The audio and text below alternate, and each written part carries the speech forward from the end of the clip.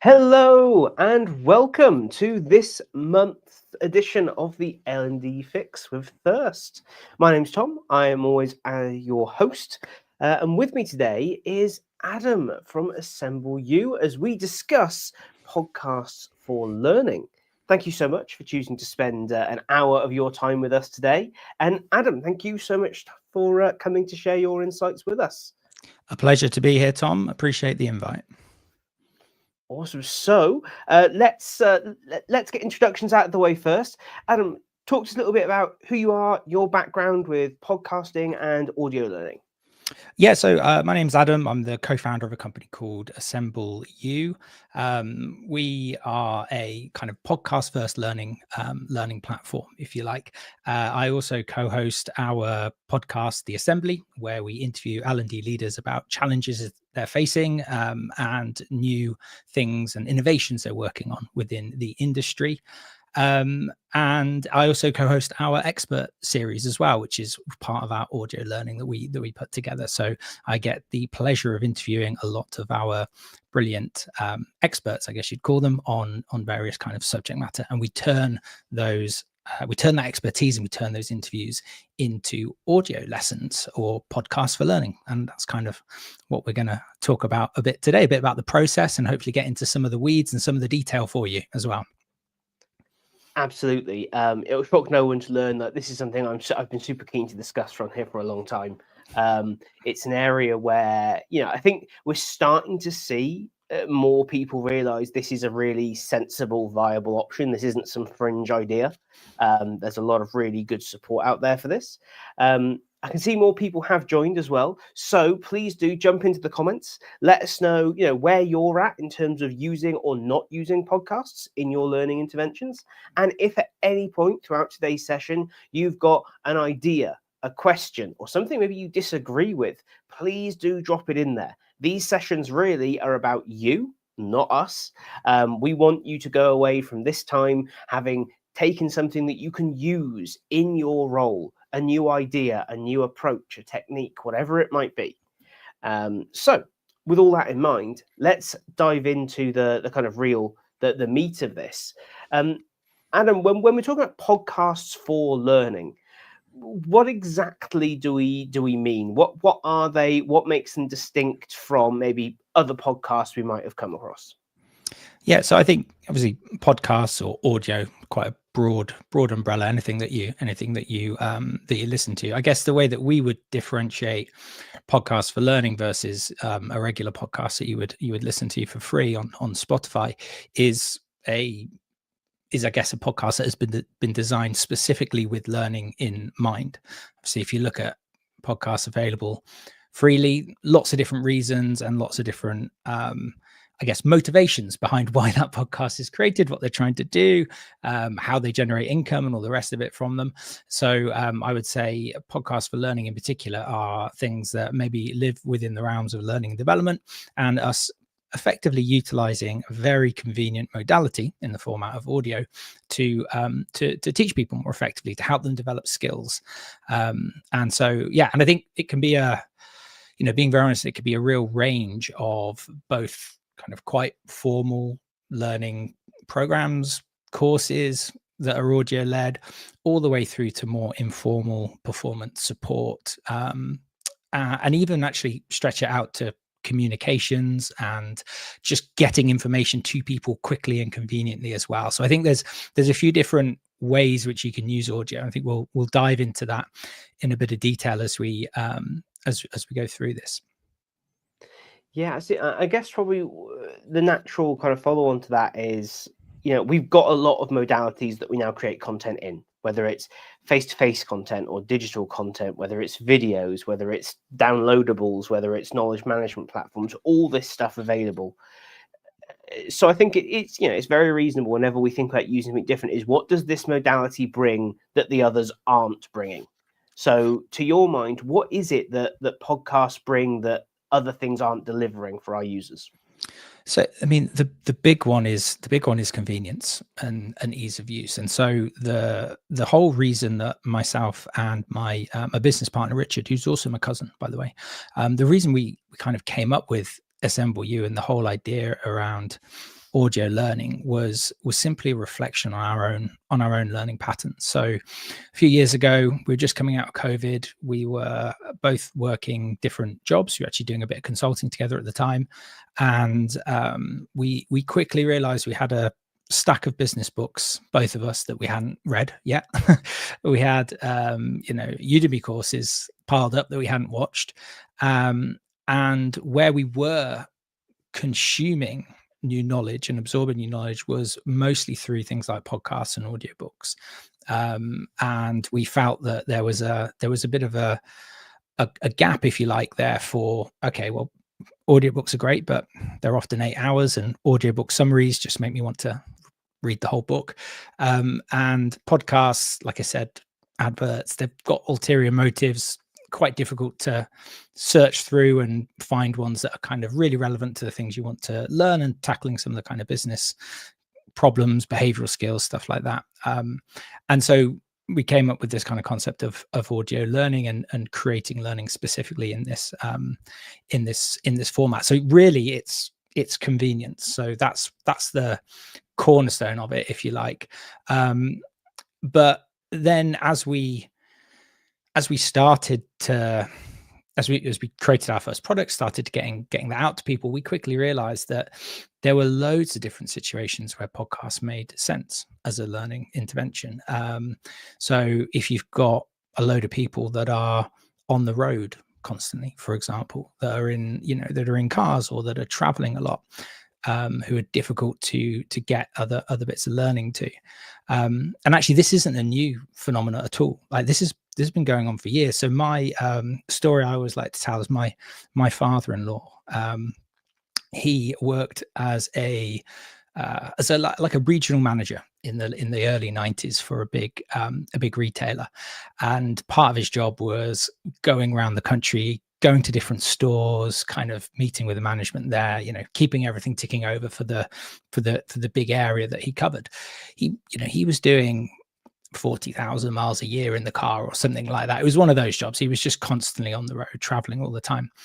And so were all the other area managers. And what the company that he worked for used to do was every over the weekend, they basically used to put together a cassette tape of all the critical information that happened in the previous week. So, product updates, earnings, everything that a regional manager at that time needed to know going into their work for that next week. And they used to post it out to them, because they knew that if they sent that team of people a printed out report, it wouldn't get read. Basically, it would sit on the car seat next to them, and it just, it wouldn't be consumed in the same way. They sent them a cassette tape. Everyone had a company car. They made sure all those company cars had a cassette player. And that was, that's a great example, kind of years and years ago, of how audio was being used to distribute critical information at the time. And the reason they were doing that is because they know that group, it's ideal for that kind of group. Absolutely. It always strikes me. I remember learning like the Microsoft Office suite, like Excel and Word and things like that, off cassette tapes. You got a great big box of cassette tapes would arrive with a paper booklet to work through. From places like the Open University used to send them out a lot. But I think that kind of thing is worth discussing and remembering, because it's kind of slipped out of the mind of people. When I speak to them about this idea of podcasting, I'm like, this is a crazy new idea. We've never done this before. When actually all the earliest distance learning was this. It was a lecturer on the other end of the phone for a long time. You dial into lectures. So I'd be really interested to hear about where you think this sits on that spectrum of kind of learning from and learning through, whether or not this is kind of primary intervention, or whether we're talking about performance support, or can it be both? Yeah, I definitely think it can be both. And I think you can utilize podcasts, as I've said, for the quick acquisition of knowledge on the go, say. But I think one of the other things you can really get from a podcast is you can utilize them in a deeper way. And I think if you combine them, maybe we'll talk about this in a bit more detail, but if you start to combine them with kind of larger programs of learning, some in-person interventions. They can be a fantastic primer, if you like, for more distinct learning interventions. So that might be projects you're collaborating on as a team. And I think the kind of they're very, very versatile in that way. You can kind of use them very, very simply, quick bits of content and knowledge kind of sharing, or you can build them into a much more defined pathway and put a lot more structure behind them. But yeah, the world's your oyster, I think, when it comes to podcasts. It's just really, is our podcast the right medium and the right modality for what you're trying to achieve? And I think that's always the question to start with. You're on mute, Tom. Apologies. We had a doorbell going in the background. That exact question would be really interesting to dig into. So, choosing the right modality is never an easy choice to make. No. Again, so much choice, so many ways you could go. Get it wrong, things can go a little bit sideways. So how do you go about deciding whether or not something is suitable for a podcast? It's funny you mentioned Excel, because I'd actually say that Excel is a terrible thing to teach via audio. But I can confirm. Just don't do it. We have video for that. So, you would use video. So I think anything technical, anything where you need a clear kind of demonstration, anything that is, requires a bit more of a show and tell, or requires visuals to really help a message land, or something like that, then you need to consider e-learning video or the rest of it.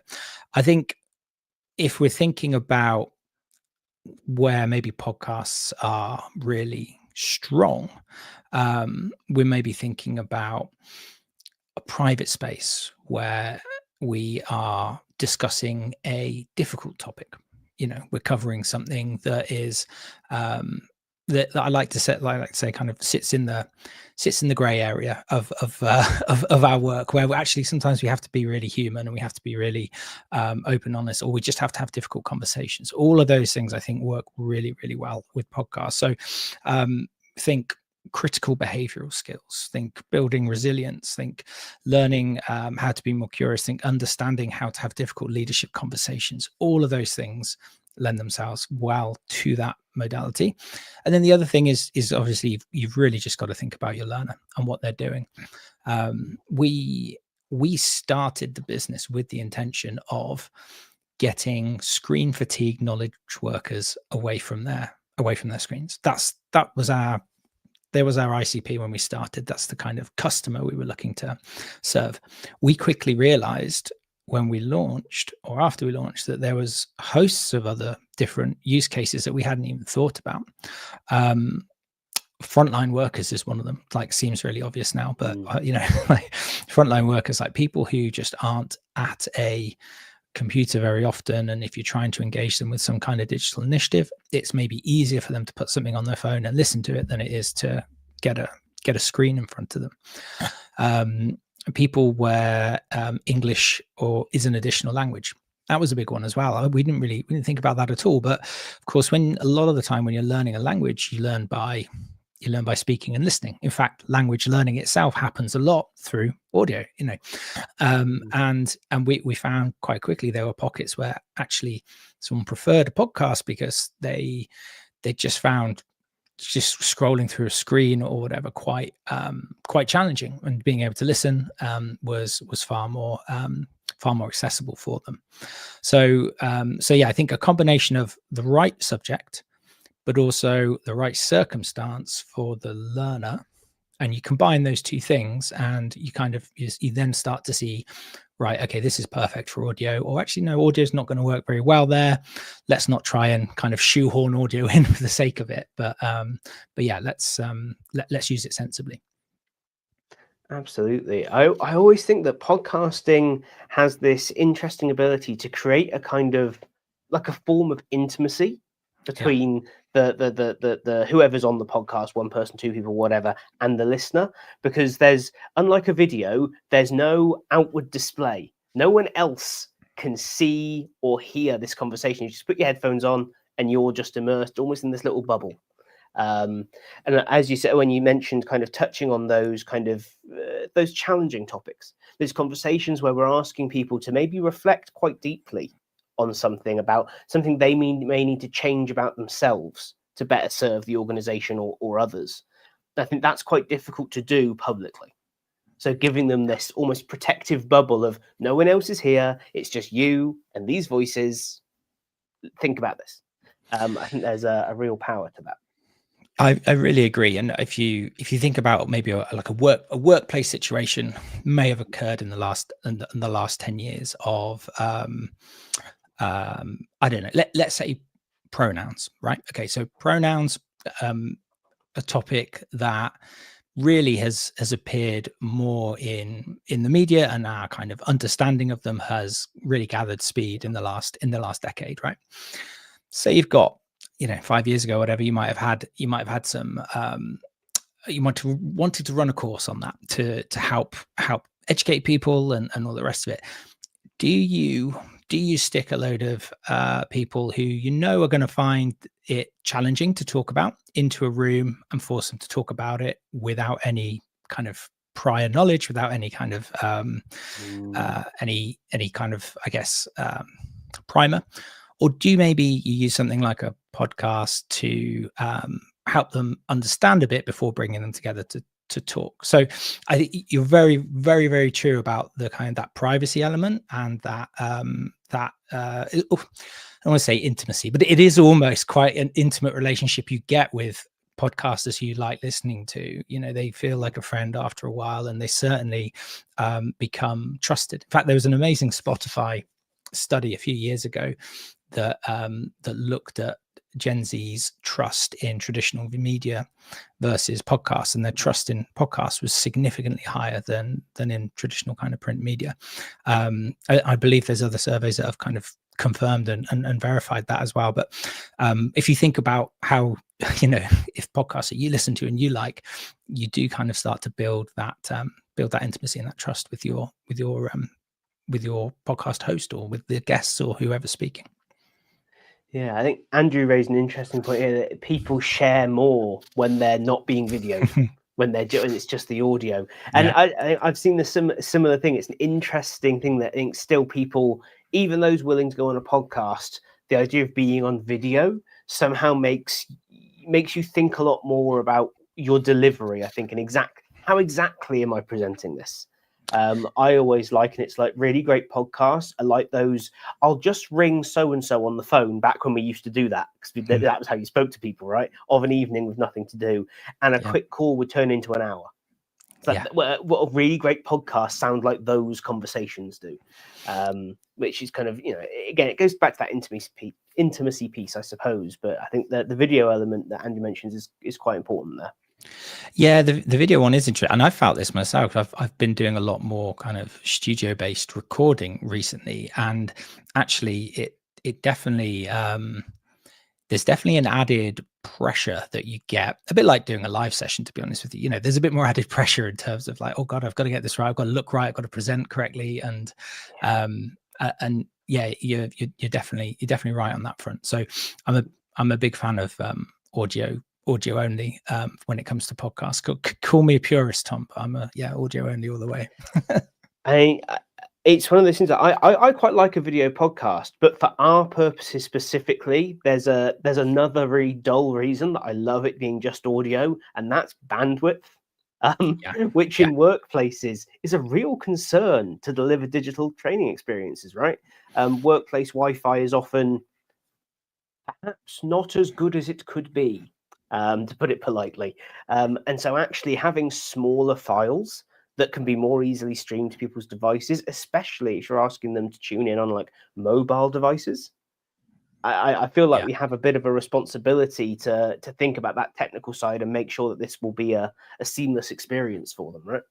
Yeah, big time, especially if they're using their own data and all that kind of stuff. Yeah, that's an important consideration. It's becoming less of a consideration now as, I guess, data becomes cheaper, all the rest of it. But yeah, it's definitely in the back of your mind, I think, when you're doing this.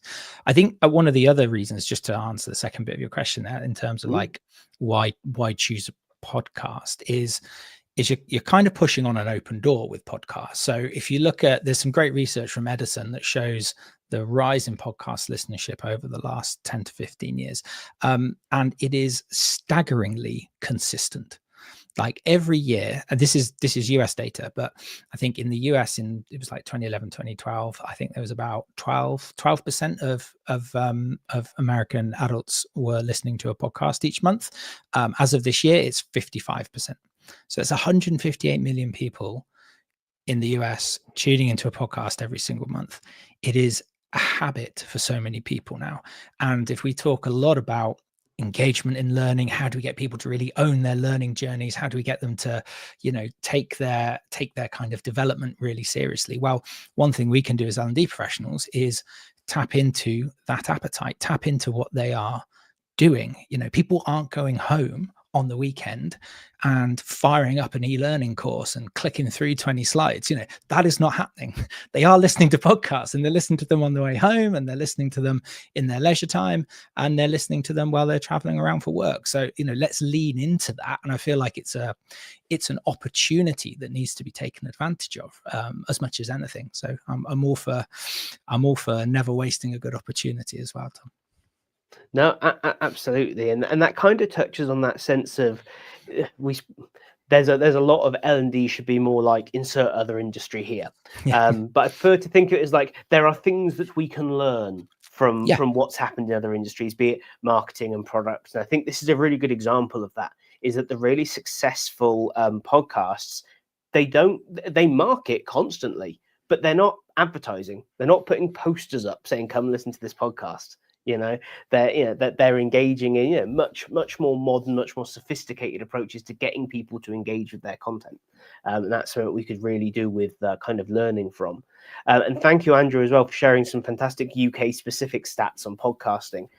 So do copy and paste those out, because having that kind of evidence base, if you're going back to your business to suggest this, will help you. Yes, Tom's banging on about evidence-informed practice again, but it's important. Have the stuff to back up your points. Now, I know we got a comment earlier on from Simon, yes, about format and how podcasts can be set up. So let's dive into some of the practicality. Right, I'm bought into the idea. I want to start using podcasts. It seems like there's quite a lot to think about all of a sudden once I've made that seemingly big decision. There's now a whole series of other things to decide. So let's start with format. What kind of formats are there for podcasts, and how might I go about deciding what's right for me? Yeah, so the multiple formats. So you've got your kind of solo voice. You've got your interview style, which is obviously probably the most common one. You've got more of a panel or a multi-speaker interview as well. And then you might even have something like almost like a radio show type thing. And I would probably add to that, you've also got things like the cassette tapes I was talking about before, which is just how do you quickly update people? How do you leverage audio as a kind of effective communication tool to spread the word of something that you want to communicate quickly? And basically you pick the format for the purpose that you're trying to achieve. So if you're doing what my father-in-law's company was doing all those years ago, nowadays I would use an AI tool for that. I would use 11 Labs, something like that, and I would just get my content in. I'd get an AI voice onto it, and I'd get it out quickly, because I think people will understand there's some forgiveness there in terms of the experience. That is probably one of the only use cases of AI voices. So actually, I'll give you another one as well in a minute, because I actually used an AI voice podcast myself this morning for a particular reason. But if you're interviewing someone about, I don't know, a trauma they experienced and drawing lessons from that and creating a piece of content or a lesson from that, I think you want a sympathetic interviewer who's comfortable holding a safe space for someone. But you also want to put in a lot of effort into the editing, more time planning it, and all the rest of it. So you've got to really match the format to what you're trying to achieve, I would say. And then another point, and I think this is something you and I talked about before, is this balance between kind of production quality and authenticity. So how do we make sure that something is really kind of, it sounds good and it's professionally produced, but also comes over authentic and doesn't come over robotic or too scripted. I think a lot of what I kind of think about when we're recording is how do you extract that authentic voice from somebody? Because if you're not doing that, and when you're recording podcasts, then you may as well just kind of AI voice it and get it kind of done quicker. So yeah, that'd be my initial take on that. Yeah, and it's interesting on the editing. There was an old thing. I'm going to go right back to an old music technology lecturer. Always used to say, "Good editors edit as little as possible." Yeah, they want their touch to be as close to invisible, is the way they used to talk about it. If someone goes, "Oh, that's well edited," it wasn't, because the edit is clearly standing out far too clearly. So I guess the other side of format is who's speaking. How do I decide whose voice should be on this? Who, because everyone's got something to say, but that doesn't necessarily make them all wonderful podcast guests. So how do I go about making that selection? Well, I'll talk you through what we've done for some of our, what we do for some of our series that we produce. So we're really looking for people that have got lived experience, that are kind of super knowledgeable, obviously, on the topic that they want to talk about. That's almost a given. Maybe they've published books or other works on it. But actually, really, we're looking for people who can tell a story and actually who can teach and understand some of the basic concepts of landing a point, helping people commit that to memory, give them actions and ideas and ways of then turning that advice into action, into change in that individual, and into ultimately, better performance, which is what we're all trying to do. So yeah, I would think about all of those things. I have seen some good examples, recently of we've helped some organizations with this, or I've seen quite a few organizations do it themselves, where they have interviewed people internally. So they are maybe they're doing a big push on I don't know, helping, if they're in a big organization, helping other parts of the organization understand what the different areas do, breaking down silos, all that kind of stuff. Podcast is a great way to do that. You get kind of the authentic voice of somebody working in a different department. And I think for that kind of work, if you're going to do that, then you've just got to prep your guests really, really well. And I would say spend more time preparing than recording, to be honest with you. It's a bit like the editing point that you just made, Tom.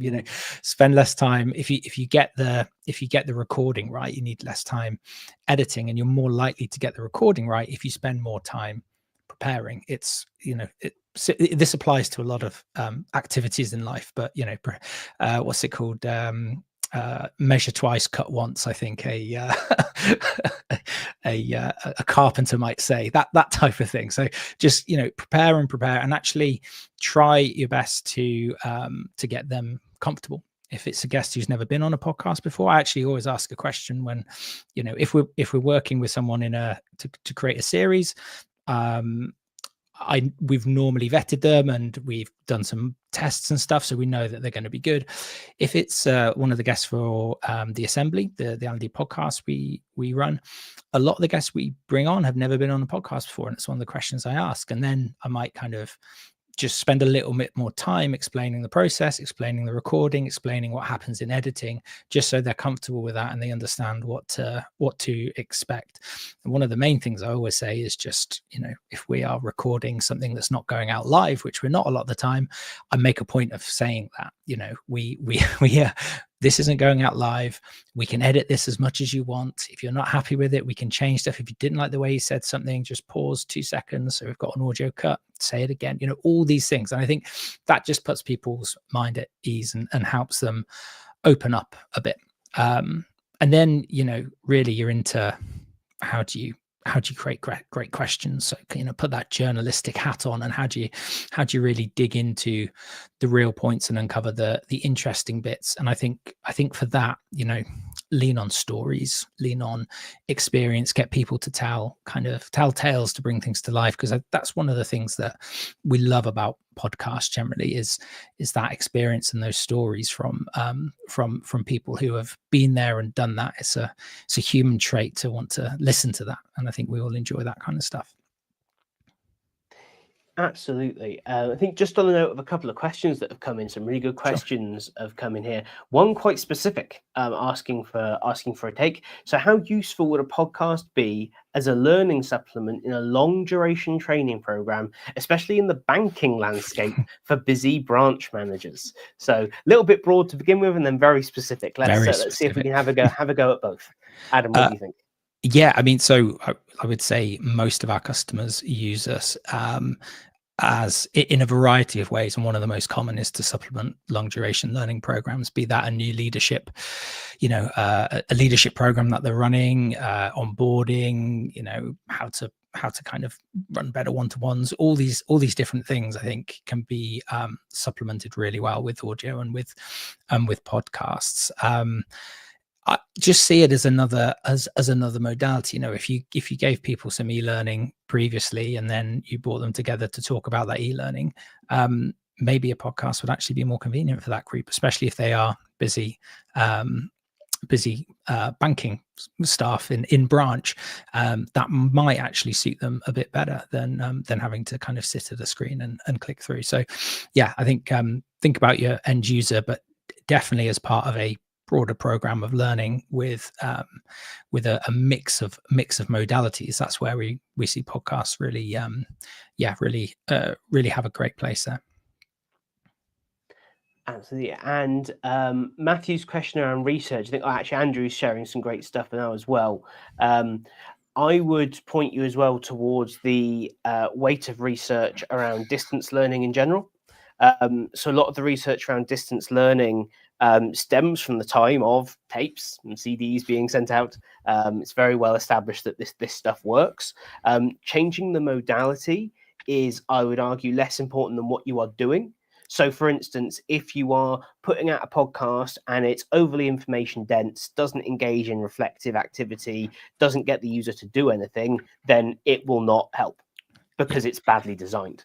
But it's badly designed learning. It's got nothing to do with whether it's a podcast as such. 100%. But you could have the same experience with a book, couldn't you, Tom? To be honest with you, a very dense book that is difficult to read. I'm looking at a few on the edge of my desk. Exactly. You're not going to learn. So yeah, this is exactly it. But there is some modality specific research, but a lot of research doesn't tend to look specifically at, so I don't know, slide based e-learning effectiveness. It will look at much more sort of broader kind of, what are you doing, what activity are you trying to get someone to engage in, because listening to the podcast, we've got to remember, is step one. The same as attending the training session is step one. It's not the thing we're trying to get them to do. So we've really got to think about, that's really what we want to measure the effectiveness of.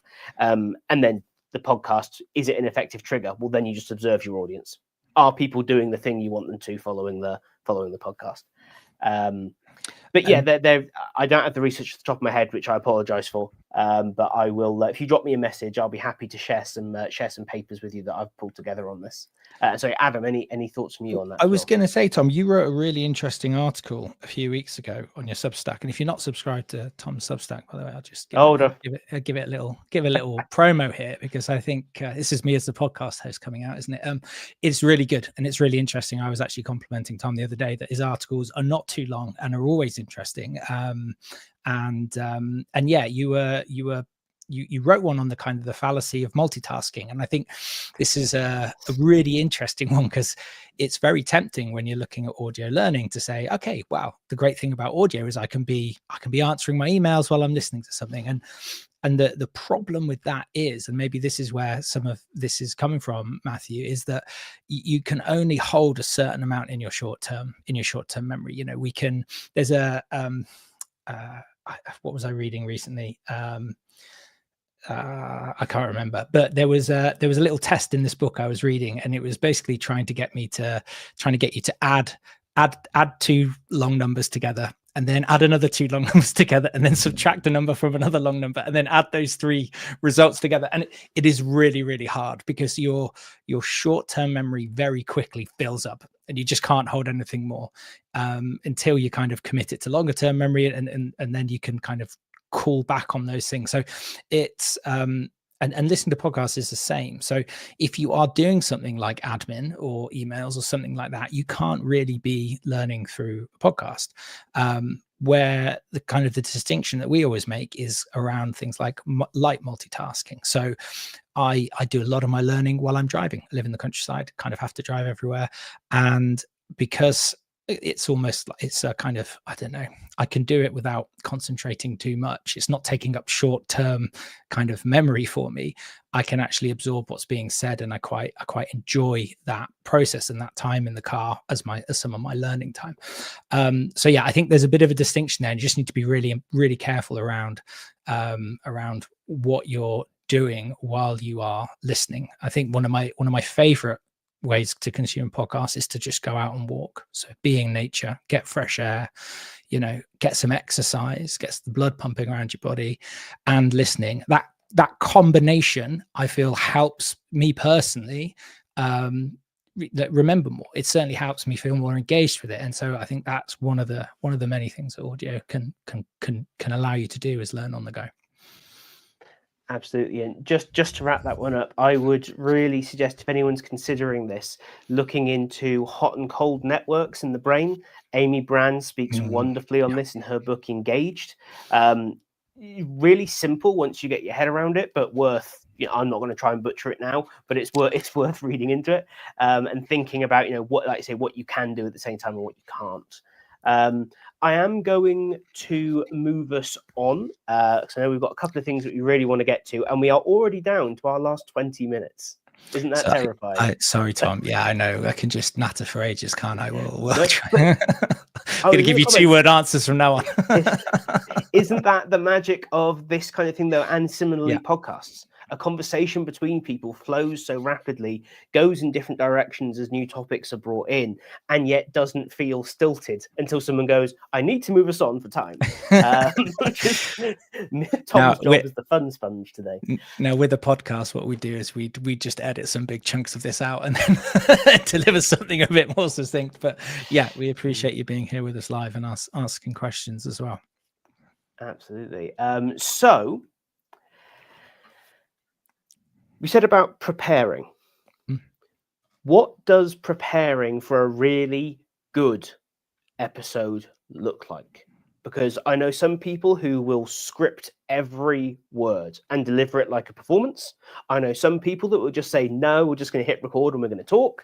And then there's every possible approach in between. So what do you advocate for, specifically for us as L&D professionals, which I think gives us quite a specific set of needs? Yeah, I think if you're doing an interview style piece, like a bit like we are now, then I would go for something in the middle. So I would have a set of bullet points that you feel comfortable talking about. I think if there are, I am a fan though, if there's a very specific point worded in a very specific way that you want to land, have that maybe written out verbatim, but make it sound natural. I think the way that you write isn't the way that you speak. And so when you are writing scripts or writing for speech, it's actually quite different. And you've just got to be kind of cognizant of that. But yeah, my personal preference is bullet points. Unless you know absolutely nothing about it, then script it, but then practice that script so that it sounds really, really natural. And then obviously for the most gifted among us, and Tom's probably in this bucket of people, just kind of dive into a conversation and you're happy to go. Tom's delivered 4 live sessions today, so I know for a fact that he's kind of very very gifted in this area. But interestingly enough, though, I fall more on the scripted side. Oh, really? So like, not for these, but like, for instance, if I'm doing videos and if I'm doing solo podcast, I'll use an auto cue, like without exception. because I find it takes the stress off it. And similarly, because I'm dyslexic, so I voice type. So my written is very much how I speak because I don't have much of a choice. It's better punctuated, arguably, than when I speak. But other than that, I think voice typing can be a good way to get around that feeling of it being stilted when you try and read as you would write. That's a great tip, actually. Yeah, it just explain what you want to say without the pressure of it being recorded. Take that, read that back. That's a really good way to do it. But I really liked your point around having those key moments. I call them almost like beats. Almost like I always think of like podcasts and videos and conference talks are almost a bit like music. They have these crescendo moments, these key things. People go, yes. There's in music. People go, this is why I love this song. It's that moment where the key change or the whatever it might be. We have those moments, and so I agree. I think working those out specifically, even if you are working off bullet points, is really, really helpful. I call them the aha moments, the kind of the penny drop, the light bulb goes on moments for people. I think that's a very important and often underused learning tool that we have in our arsenal. Is that kind of when people just go, that's why that, or that's how that, that will stick with people. And that is one of the challenges with any piece of learning. How do you get people to absorb, use, implement, and influence performance? Absolutely. So I'm going to steer us a little bit away from these kinds of conversations and towards the technical. I've decided I'm going to do a podcast. I've chosen what format I'm going to use. I've planned it. We're going to be in a room together or on a Zoom call together or whatever. But now I've got to figure out what's important when it comes to production.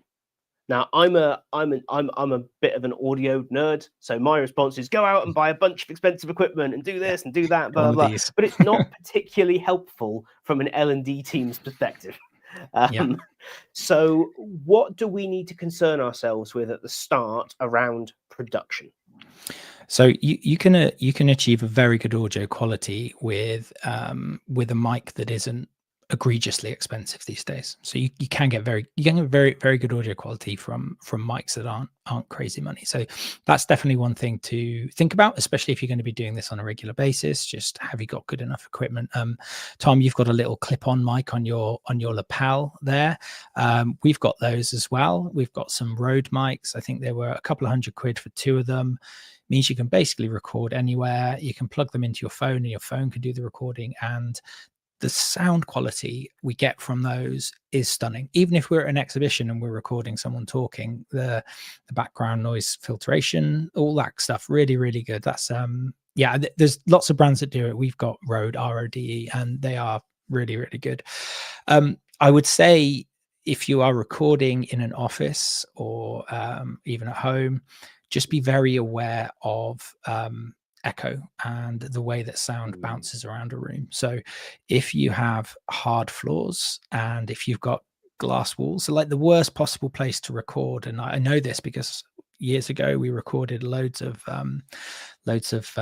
Excel training courses in a room with hard floors, a hard desk, and it was completely glass all the way around, and the audio quality is tragically bad because the sound just bounces around and the mic kind of picks up everything. And so just be kind of aware of that. Soft furnishings. I've advised guests in the past, if they've been in a really bad environment, to literally put sofa cushions behind their laptop and behind their mic, so that when the sound is coming out your mouth, it's hitting the sofa cushion, and not kind of bouncing around and just creating a terrible echo. Because in post-production, regardless of the tools you have, echo is probably the most difficult thing to remove. Tom, I'll defer to you on this because you are a very technical person by trade. In fact, you kind of have a degree in this stuff, don't you? So would you agree on that? Yeah. Don't have a degree. I'm not nowhere near smart enough to get that far through the system. But yeah, I think that this is like you could chase like the perfect audio quality for indefinite amounts of time, right? And I think people get pushed into spending a lot of money and a lot of time in this space, covering walls in foam and all sorts of stuff. But what you've described is there are incredible professional voiceover artists recording on the fly stuff for video games and feature films in hotel rooms by putting a mattress against a wall. Yeah, I've seen blankets over heads, like all Yep. sorts. Anything soft that will absorb the sound will do a good job, basically. Yeah. This is it. And worst case scenario, just find the quietest spot you can. Is kind of the thing that I get. It's that ultimately, again, the better that original recording is, the cleaner it is in terms of the volume level, the background noise, the echo, the less difficult it's going to be to edit. Yeah, it's kind of no way around it. So with the recording done, if there's anything else you want to add on the recording side? Well, no, I guess that's your first thing. There are also really affordable tools now, like Riverside and Descript and things like that actually make the recording process a lot easier, and also do things like give you separate audio tracks, so that from an editing point of view, that's simpler. So definitely look at those, and they are not things that break the bank. They are 20 to 40 quid a month type thing. They're very affordable SaaS products. But yeah, sorry. I was going to say that when you're thinking about, or when you start to record, just in terms of the learning and how you do it, we often like a what, why, how kind of approach, but then kind of think about recaps. Because if you think about audio and you're just listening to something, if you're trying to land a certain point, you kind of, with audio only, you almost need to repeat those key points more often than you would if you had visual aids. Because if you're saying something and you're seeing something, you've got two kind of points of reference there. If you're just listening to something, it makes sense to kind of recap and say it again. So when you are designing and you're going through and you're starting to record, do you think about, okay, well, where can I put in recaps? Where can I bring back key points, or where can I land the really important points again that I've made in the lesson? Absolutely. So with that, I wanna steer us again to another hard steer to a different type of conversation. Okay. Which is around something you touched on earlier, which is AI. Yeah. And I guess that it definitely has place in editing, but I'm interested as well to hear about where you think its place is more broadly, because every product's got to have AI in it now. We all know that. It's an absolute necessity. So how and where shouldn't we be making use of it when we're thinking about the creation of podcasts? Yeah, I think it's pretty revolutionary actually in the kind of audio post-production, video post-production type industries, just because a lot of the work that used to take an awful amount of time, like removing every and and r from a podcast, there are magic tools in Riverside, Descript, tools like this that just do it, and they will just go through an hour-long podcast and take out every and r. So in terms of, if you want to talk about real productivity, time-saving application of AI, that is a really good one. Can remove background noise, can do things like create short summaries. It can create your show notes for you. If you're creating podcasts for learning, like we are, we're often then pulling out reflection points, or we're pulling out details, summaries to go into infographics, or additional resources to go alongside the audio. And of course, AI can speed up all those processes. Like I would argue you absolutely have to check them, because of the, you can get the odd hallucination still, but it can speed up all of those processes. Now, in terms of using it to produce content of any sort, this is where I kind of draw the line a little bit. The exception, though, and the exception is maybe things like summarizing your own notes, your own thoughts, and your own and things that you just want to listen back to, re-listen, that type of thing. So I wouldn't suggest using it in an L&D capacity to roll it out a big learning program. But what I would say, and what I did this morning. So this morning I went down to a podcast studio in Bristol to record an episode with somebody in person, and I had about 5-6 pages of notes that I'd written in preparation for this, and I'd read them through a few times. I was just like, oh, you know what, I need to, I'm out of time. I've got an hour in the car, and I threw it into Google Notebook LM, And what I did is I pulled out the audio summary. I think it was about 17 minutes. I dropped that into a private podcast and I played that on my way down twice, put it on repeat. And you know what? It did a pretty decent job of summarizing what are the points I was trying to make. And in terms of helping me remember some of the key points and land some of the key points, it was a useful addition to what I was already doing, which was basically writing, reading type thing in terms of preparation. So definitely think there's enormous value in AI for that kind of stuff. But yeah, I think if you want to create safe spaces, if you want to bring vulnerability, if you want to bring all these very human behaviors into learning, which I think really amplify podcasts and are one of the real reasons that people love listening to podcasts, then I would approach using AI for any of that content creation with caution. Yeah, I think we're pretty aligned on that. And I think one interesting is it's a really good example of in that moment where you were using Notebook LM to create that audio summary, you weren't in that moment the L&D person, you were the end user. Yeah. So I wonder if that is a good example of a tool where maybe it's not for us. Maybe it is for the end user to decide, actually, I could do with this as audio, but no one else wants or needs this. So no one's going to produce this podcast for me, but I can now quickly get close to it. The fact that that exists, that desire and that willingness to do that is there, I think is another indicator maybe that, you know, this modality does have legs, as it were. If people are willing to do that for themselves.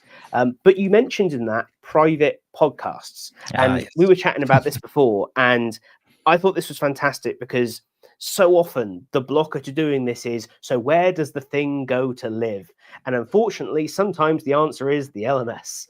And then it goes there and then it dies because LMSs are not, generally speaking, great at serving up podcasts. Because it's not a modality that was really in the front of anyone's head when designing the architecture of their platform, right? So can you talk to us a little bit about private podcasts, what they are, how they work, and how, if we wanted to set one up, we could go about doing that?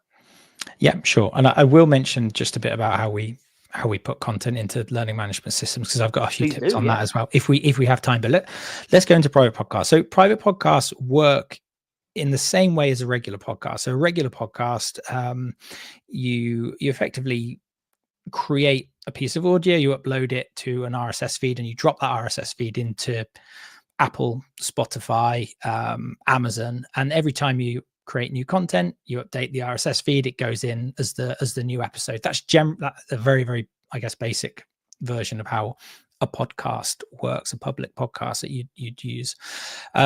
There are tools that facilitate this. So there's Anchor, Podbean. We use a tool called Transistor.fm because it does really good private podcasts. And we've got no affiliation with them. We've been using it for 3 years. We absolutely love it. So I definitely look at that if you're looking at launching your own private podcast. A private podcast allows you to create the podcast experience and create that RSS feed, but the RSS feed is tied to an individual. So we then know if someone has downloaded something and to their device or not, and we can kind of control it. So you'd use a tool like Transistor. You would add people to the kind of the student end, the back end, kind of like you would in a learning management system, really. They would get an email saying, you know, welcome, this is your podcast, click here. They can open that on their phone, and their private RSS feed they can then load into Apple Podcasts or Overcast. You can't load it into Spotify. It's really annoying. Spotify doesn't accept private podcast links, but all the other podcast apps do. If they don't have a podcast app on their phone, it just loads it up in a web browser for them. So very very easy. But the beauty of this is there's a little kind of hurdle to get over in terms of you need someone to open that email on their phone, add something to their podcasts, basically to Apple Podcasts. If people are on iPhones, they've probably got Apple Podcasts loaded in as standard. The beauty of this is you're then putting your learning alongside all the other things that they're kind of listening to. It's in there, it becomes a habit, and you can actually utilize the same technology that podcasts use to then nudge and promote future episodes. So what we do, we've got a few companies where we're running like leadership programs for them, and we will line up 6 months worth of podcasts, and we'll align them to different things that they're trying to achieve, maybe a different theme each month. And every week on a Tuesday morning at 5 o'clock, the podcast comes out for that group, for that cohort. And they get an email sent out automatically. And they also, if they've added it to Apple Podcasts or Overcast or whatever, and they've got their notifications on, they get a little notification on their phone, same way you do every time, you know, one of your favorite podcasters release one of their new episodes. So you can leverage the kind of the inbuilt nudges of those apps. You can put content onto the apps that are already on people's phones without trying to get them to download something new. There's, you know, if you're in a big company or a secure environment, that's often a challenge. But let's not forget, there's very, very little kind of information goes back and forth. The only information that you would see is that they would get is someone's email address, and if they've downloaded a podcast or if they haven't downloaded a podcast, that is it. So reasonably kind of reasonably safe from a data security point of view as well, in that there's not too much sensitive stuff happening. So they're really good, and you as an admin, or you as a L&D person can then see how many episodes are being downloaded. You can see who has downloaded what, and you can see when they've downloaded it as well. And most of these platforms also allow you to produce embeddable widgets, so like little audio players, bit of text that you can drop into SharePoint, you can drop into any kind of, I guess, internal kind of system, web page, web kind of hosted system, and then someone can just press play and listen. So the annoying thing about that is you can't see who's pressed play, but if you're just trying to make learning really accessible and easy to use, they're quite a nice little tool as well. But yeah, private podcasts I'm a big fan of. No, absolutely. I suppose I don't think that's a bad thing. I think getting away from our obsession with, but how many people have completed it, as if somehow this is a genuinely important metric for impact, is probably not a bad thing. One question was, what was the best platform to host a private podcast? They missed that bit. Was it Transistor FM? Transistor.fm is the one that we use. Yeah, we've been very happy with it. We used it for a few years. We looked at a few others at the time, but others may have caught up. By the way, we've not done like a big assessment of it, but we're certainly very happy with Transistor. Yeah, I think the thing is, if a broad analysis of all the tools available is always interesting, but I always love hearing what people actually use, not their analysis of what's available, but like, if you could use whoever you wanted, so who was it? Because you know, I think it's more valuable to know that sometimes, right? We are at the end of our time together today, so my big ask to that went everyone, quickly. I know, right? My big ask is for more of your time. And that is 5 minutes after the end of the session, just 5 minutes before you go back to emails or your next call or whatever it is you have next in your day. Take 5 minutes to think about everything we've discussed, the amazing questions and information being shared in the comments, the stuff that we've been discussing, and figure out what was the most valuable thing that was discussed or written or shared.